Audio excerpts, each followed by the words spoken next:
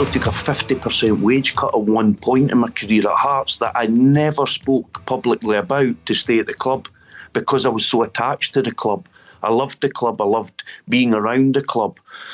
So it was a little bit hurtful because I knew what I'd given. I knew everything that I'd given to that club. And you know what's even more hurtful? That I have been away from that football club since, I don't know now, 14 years. I've never been invited back. Wow. Never been invited back. Yeah, that's incredible. That is incredible. You know, never been invited back. Aye, aye. And what do you put? Why do you think that is? I have no idea. It's an element that does disappoint me.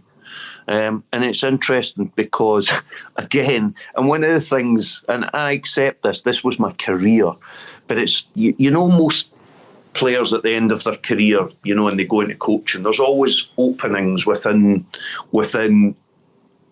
the clubs that they've been at that might give them opportunities to coach and work there.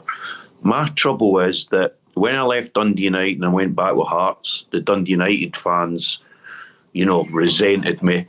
The Hearts fans resent me. When you've been at Rangers and Celtic, they don't particularly like you. So my ins to get into football clubs aren't particularly good. It's probably another reason I stayed in England. You know, you see, there's a pattern emerging here. There is a pattern emerging.